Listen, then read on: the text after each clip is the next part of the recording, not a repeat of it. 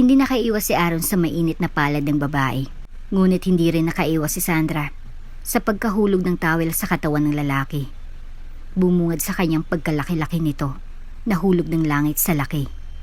At dahil konserbatibo si Sandra ay napatalikod siya sa lalaki at tinakpan ang mga mata. Ano ba yan? Ba't mukhang elepante? Wala sa loob na komento nito. Imbis na magalit si Aaron sa dulot ng sampalay, parang ikinatuwa pa niya ang sariling kalokohan nito. Lumapit siya unti-unti sa dalaga at idinikit ang katawan nito. Mas masarap ang elepanting yan. He's adventurous and wild. Do you want to try? Sa mapanuksong boses pa ng binata. Kung bago ka pa lang sa channel neto, ibang kwento ni Ate Jane, istorya mo, ikwento ko. Huwag kalimutang pindutin ang notification bell at subscribe button. Sa nakaraang kabanatay, nagkasundo sina Aaron at Sandra na magpakasal. Ngunit nagplano din ang dalawa na pagkaraan ng ilang taon ay pwede na din sila mag-divorce. Kabanata 3. Balita ko nagkasundo na kayo sa pagpapakasal. Mabuti naman. Panimula ng ama nito. Padami akong in-invite ng mga friends and relatives natin, Daddy. I am too excited sa kasal ng mga bata. I want this wedding to be grandiose. Like the wedding of the year. Pag-i-imagine pa ng may edad na babae. Kitang-kita ni Sandra ang pagkunot noon ng binata nang marinig kung gaano ka-excited ang ina sa kasal-kasalan na yon. What do you think, Sandra? Malamig na pagtatanong ng ginang habang sinisimulan na nilang kainin ang appetizer sa lamesa. Lumuwang ang ngiting ibinigay niya sa ginang nang tinawag ang pangalan nito. Madam Claudia? Simula niya. Oh, no. Don't call me Madam anymore. Call me Mama instead. Aba, di naman ate magandang marinig ng ibang madam ang tawag mo sa mother-in-law mo. Mas maganda nga kung bongga. Ma. Pagsang-ayon pa niya, nakaramdam siya ng bahagyang pagsipa ni Aaron sa kanyang paa. She got him. Alam niyang gusto lang ng binata ay ang mairaos ang kasal. Kung pwede nga lang sa huwis gawin, mas maganda para dito. Ayaw ni Aaron na ma-expose pa ng husto ang kasal-kasalan na yon. Aaron, natapakan mo ata ako. Masakit eh. Pagreklamo niya sa malambing na boses. May gusto ka bang sabihin? And she grinned. Niliitan pa ng dalaga ang kanyang mga mata na para bang nagsasabing, ano ka ngayon? He cleared his throat. Wala. Natamaan ko lang yung paa mo. Sorry. Parang tupa pa nitong paghingi ng pasensya. Marunong ka pala mag-sorry, Aaron Franco. Sa isip ni Sandra. Anyway po, okay lang naman po sa akin kung anong klaseng kasal ang gusto nyo. Pero kung madami po kayong magiging bisita, I will try my best para di po kayo mapahiya. Bida-bida pa ng dalaga. Oh, sure. I know naman na you are a decent one. Swerte nga ng anak ko sa'yo. Pagbibiro pa ng ginang. Ikaw ang malas. Dugtong pa nito sa biro. Hindi inaasahan lalo ni Aaron ang kasunod pa na ginawa ni Sandra. She held Aaron's hand. Hindi naman po. Mabait naman si Aaron. Sa katunayan nga ho, nung nakaraang linggo nag-usap kami. Gustong-gustong bawiin ni Aaron ang kamay niya na hino-holding hands pa ni Sandra. What are you up to, Sandra? Nagtatanong ang mga mata ng piloto. Sandra smiled widely. Ramdam niyang bigla ang pagpapawis ng kamay ng lalaking kanina pa siya binibwisit. I got an ace, Aaron. Sa isip niya. All of them were all ears sa sasabihin ni Sandra. Tahimik ang lahat na nag-aabang sa information na gusto niyang ibahagi. Nag-usap? Nag-usap kayo? Di makapaniwalang tanong ng ama niya. Tinignan nito ng taimtim ang anak na lalaki. Opo. At sabay sulyap ng dalaga sa lalaking butil-butil ang pawis. Kaya nakahide ang air condition. Nakiusap po kasi siya sa akin. Umayos na ang pagkakaupo ng mag-asawa sa narinig. Tila alam nila kung saan patutungang usapan. Anong pinakausap sa'yo ni Aaron? And Mr. Franco cleared his throat. It's my turn. Gustong tumawa ng malakas ni Sandra sa nakikitang pigil na reaksyon ng binata sa tabi niya. He froze back at the same time, parang iginigisa sa sariling kalokohan niya. He actually asked to marry her. I asked to marry her for good. Pagkatapos sa statement ni Aaron, I also apologize to what happened. Mali na itinanggi ko ang isang bagay na in-enjoy ko naman. Kaya I told her na babawi ako sa kanya. Kaya naman, out of town kami after wedding or out of the country kung papayag po kayo. Tuwang-tuwa si Sandra sa nakikita niyang nangyayari ngayong gabi. Aaron was playing the game. Ang sweet po ng anak niyo. Pagkumpirma ni Sandra sa narinig at tumitig peto sa mga mata ni Aaron. Nakipagtitigan naman ng binata at ninakaw nito ng halik sa labi sa harap ng mga magulang na ikinapula naman ang mukha ng dalaga. How dare you? Gusto niyang isigaw pabalik sa lalaki ngunit wala siyang nagawa. Nakipag-ispadahan ng titig si Aaron sa kanya habang binahagi na naman siya nito ng napakatamis ng ngiti ng binata. Ngiting nakakalunod, mapanukso, mapang-akit. Nanatili siyang walang imik at pipi sa di niya inaasang paggalaw ng lalaki. Nakita naman ni Sandra ang mga pagngiti ng mga magulang sa drama ni Aaron. Pinilit niyang ngumiti sa kabila ng pagiging uncomfortable sa ginawa ng kababata. Palihim na kinurot ni Sandra ang hita ng lalaki sa suot-suot nitong jeans. Hirap siya sa pag-pinch but she tried harder. Aaron didn't show any reactions na nasaktan nito o ano pa man. But instead, he smiled more. Mas nakakaloko, mas nakahibang. I love you, baby. Dugtong pa ng binata habang nakatitig sa mga mata niya. At maya-maya pa ay naglalagay ng iba pang pagkain sa plato ng dalaga. Sandra stopped pinching him. Wala din namang bearing sa lalaki ang pagkurot niyang yun. In fact, sa pakiramdam niya, siya lang ang nasasaktan. Gusto niyang tanggapin na mas nakakascore na ng tuluyan ang lalaki sa di niya pinaghandaan. Naatake nito sa kanya.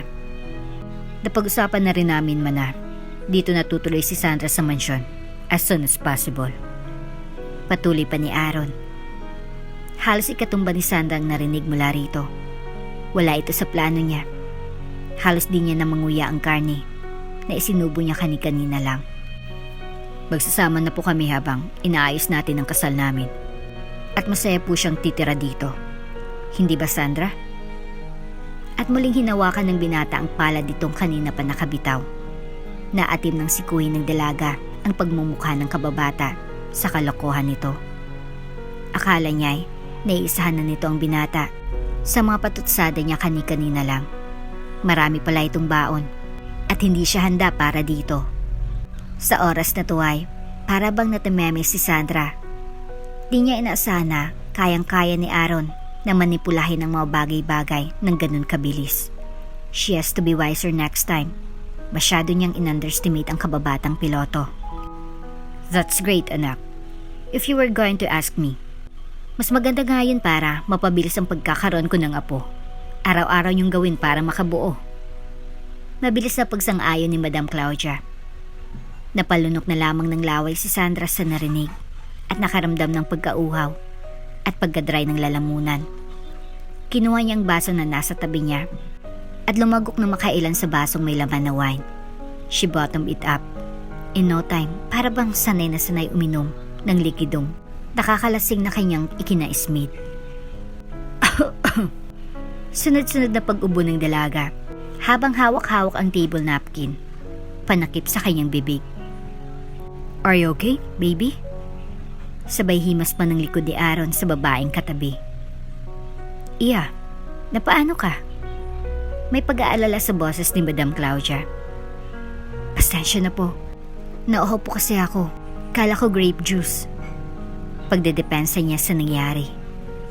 Nagpatuloy sila sa pagkain at maya-maya lang ay nagtanong na naman ng binata. Kayo po, nanay. Okay lang po ba yun na dito na po titira si Sandra? Tanong ni Aaron habang tinitigan ng ina ni Sandra. Kayo pong bahala, senyorito. Nihiyang sagot ng ina ni Sandra. Kitang-kita ni Sandra ang paglawak ng pagkakangiti ng binata sa narinig. It is a sign of his victory sa araw na to. For him, lahat ng plano niya ay naisa sa katuparan na. He sat back at nagdikwatro pa nga ang paa. He was relaxed habang isa-isang tinignan ng mga taong naroroon at nagsipsip ng wine sa glass niya. At last, naton ang tingin niya kay Sandra, who was stand at the time sa kalakuan ng lalaking katabi. Aaron smiled more at pinisilpi silang pisngi niya ng marahan. For Sandra, those actions he made was full of desperation. Pero para sa mga mata ni Madam Claudia, those actions of his son were full of admiration. So sweet. Pagputol pa ng ginang sa pagkatitigan ng dalawa. Sa pakiramdam ni Sandra ay isinugo niya sa impyerno ang sarili dahil sa kasama niya na ang hari nito. Diyan ka matulog sa carpet. Anya ng binata matapos itong lumabas na naka-boxer shirt mula sa shower room. Napasinghap na lamang ang dalaga sa nakitang katawan ng lalaki at tumalikod mula rito. Malaki ang dibdib nito at may mga pandesal na itinatago sa abdomen part. Di niya akalaing ganito kasaiksi ang pilotong kasama sa kwarto. Ang bastos mo. Magpajama ka naman. Galit na sabi ni Sandra. Wala akong pajama. Sabay hagis nito sa babae ng makapal-kapal na kumot at una nagagamitin nito sa ibabaw ng carpet. Dito mo ka patutulugin? Taas kilay na tanong ni Sandra. Mamili ka dyan o dito sa tabi ko. Malawak-lawak naman to at kasya tayong dalawa. But my hands have no restrictions. At dumapa na ito para matulog. Napaka-gentleman mo talaga. Bubulong-bulong pa itong nagdadabog habang naglalatag ng higaan. Ilang oras na hindi pa din makatulog si Sandra sa kwarto. Maliban sa lamig na nararamdaman niya sa aircon, ay matindi din ang paghilik ng lalaking kasama niya sa loob ng kwartong yun. Pabiling-biling din siya na makailan bago nakuha ang tulog na gusto niya. Nang makaulinagan ng dalagang katok na sunod-sunod, narinig niya ito ngunit wala siyang lakas para bumangon at pagbuksan ng kumakatok sa pinto. Kaya naman binalot niya ang sarili sa kumot ng gusto na parang isang hotdog. Pupungas-pungas pang tumayo si Aaron. Pinuntahan niya ang dalaga at kinalabit ng paulit-ulit. May kumakatok. Anya. Ano ba? Pakialam ko. Natutulog ang tao eh. Sabi naman ni Sandra. Aaron, anak! Patuloy na pagkatok sa pinto na mas lalong ikinabahala ni Aaron. Nawala ang andok niya at nataranta. Kumakatok si Mama. Tumayo ka na dyan at makikita kang nakahiga sa sahig. Bahala ka dyan. Sa loob-loob ng dalaga at umarting biglang humilik ng malakas. Saglit ma. Paalam pa ng binata sa tao na nasa labas ng pinto. Kumuha ang binata ng kondom sa drawer niya at binuksan ito at hinila-hila ang goma para lumuwag. At nang makatapos ay nagpump ng kaunting shampoo mula sa shampoo bottle sa loob ng shower room. Nang makatapos ay inilagay niya ang gamit na kondom kuno sa tabi ni Sandra. Hinubad din niya ang boxer short at kumuha ng mga perasong damit na ginamit nila kagabi at kinalat sa gilid ni Sandra na nagtutulog-tulugan. Nagbalot pa ito ng tuwalya bago tumungo sa pinto. Ayaw mong tumayo ha? At muling sinulya pa ng dalaga bago buksan ang pinto ng tuluyan. Umarte pa itong pupungas-pungas pa while he wildly opened the door. Aaron, bunga ni Madam Claudia. Ma, gulat na gulat ko na si Aaron. Si Sandra, nakangiting tanong ng ina. Tulog ma, nahimbing pa. Kasi napagod. Oo, napagod siya kagabi. Is that condom? Bulalas ng Donya. Oh my goodness. Why are you using that? Paano niya ako mabibigyan ng apo kaagad niyan? Sunod-sunod na pagtatanong ng Donya. Ma, trust me. At isinara na ni Aaron ang pinto unti-unti. At nag-I love you pa sa ina. Napasandal si Aaron sa likod ng pinto at nakahinga-hinga ng maayos against his mom. Habang tila batingaw sa tenga ni Sandra, ang narinig habang nakapikit. Kondo? Di ba yun yung pinapasok sa... Di niya mapigil ang sarili sa kuryosidad. Pinilit niyang idilat ang isang mata at ikinagulat niyang nakita na walang antok niya sa nakitang gamit na plastik na naroroon sa harapan niya. Dahan-dahan siyang bumangon at itinangantangan ng kaperasong iyon. Pinagkatitigan pa niya kung anong nasa loob nun at inilinga ang mga mata sa paligid. Sa palagay niya ay naintindihan niya ang maigi ang purpose ni Aaron sa pagkakalat ng boxer, bra at panty niya sa carpet. Hindi siya nakatiis sa tumayo na ang dalaga ng tuluyan. Kitang-kita ni Aaron ang pagsugod sa kanya ni Sandra at nagbabadya ng isang malakas na sampal sa mukha. Hindi nakaiwas si Aaron sa mainit na palad ng babae. Ngunit hindi rin nakaiwas si Sandra sa pagkahulog ng towel sa katawan ng lalaki. Bumungad sa kanyang pagkalalaki nito. Nahulog ng langit sa laki. At dahil konserbatibo si Sandra ay napatalikod siya sa lalaki at tinakpan ang mga mata. Ano ba yan? Ba't mukhang elepante? Wala sa loob ng komento nito. Imbis na magalit si Aaron sa dulot ng sampalay, parang ikinatuwa pa niya ang sariling kalokohan nito. Lumapit siya unti-unti sa dalaga at idinikit ang katawan dito. Masarap yung elepanting yan. He's adventurous and wild. Do you want to try? Sa mapanuksong boses pa ng binata. At dito na nga po nagtatapos ang Kabanata 3. Kung bago ka pa lang sa channel neto, ibang kwento ni Ate Jane, istorya mo, ikwento ko. Huwag kalimutang pindutin ang notification bell at subscribe button.